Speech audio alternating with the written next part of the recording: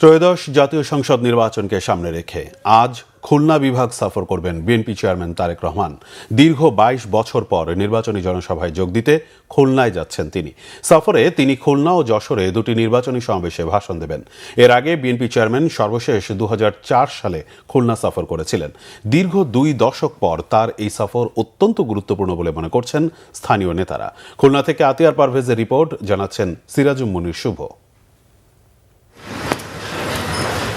নির্বাচনী জনসভার অংশ হিসেবে ২২ বছর পর খুলনার মাটিতে পা রাখছেন বিএনপি চেয়ারম্যান তারেক রহমান। সোমবার খুলনা মহানগর ও জেলা বিএনপির আয়োজনে নির্বাচনী জনসমাবেশে বক্তব্য রাখবেন তিনি।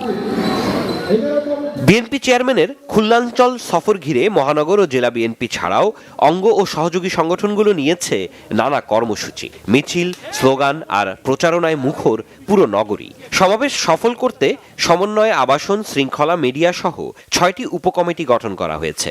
তৈরি হয়েছে বিশাল মঞ্চ। বিএনপি রাষ্ট্রীয় ক্ষমতায় অধিষ্ঠিত হলে বিএনপি কি কর্ম প্রণয়ন এবং বাস্তবায়ন করবে সে বিষয়ে আমাদের প্রিয় নেতা জনাব তারেক রহমান আগামী ২রা ফেব্রুয়ারি তার এই ঐতিহাসিক জনসভায় বক্তৃতা করবেন।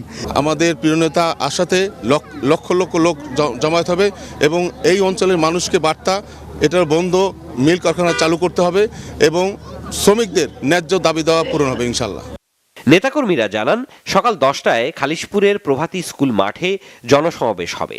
খুলনা মহানগর, জেলা ও পার্শ্ববর্তী কয়েকটি এলাকার বিপুল সংখ্যক নেতাকর্মীর অংশগ্রহণে এই জনসমাবেশ দক্ষিণাঞ্চলের সর্ববৃহৎ নির্বাচনী সমাবেশ হবে বলে আশা তাদের।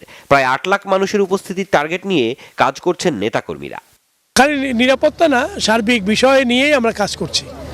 আমরা মাঠ পরিদর্শন করেছি, আইনশৃঙ্খলা বাহিনীর সাথে বৈঠক করেছি। খুলনা মানুষ অধীর আগ্রহে অপেক্ষা করছে তারা তারেক রহমানকে দেখবেন এবং তার কণ্ঠ থেকেই বেরিয়ে আসবে খুলনার উন্নয়নের আগামীর সম্ভাবনা। জনসভায় তারেক রহমান খুলনা সহ অত্র অঞ্চলের উন্নয়নের কথা বলবেন বলে জানিয়েছেন নেতারা। বাংলাদেশের মানুষ এখন যে দলের দিকে তাকিয়ে আছে সেটা জাতীয়তাবাদী দল।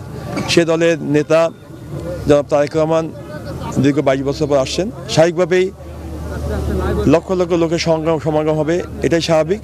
২০০৪ সালে সবশেষ খুলনায় তৃণমূল বিএনপির প্রতিনিধি সম্মেলনে যোগ দিয়েছিলেন তারেক রহমান। সিরাজুম মুনির শুভ, বাংলা ভিশন, নিউজ ডেস্ক।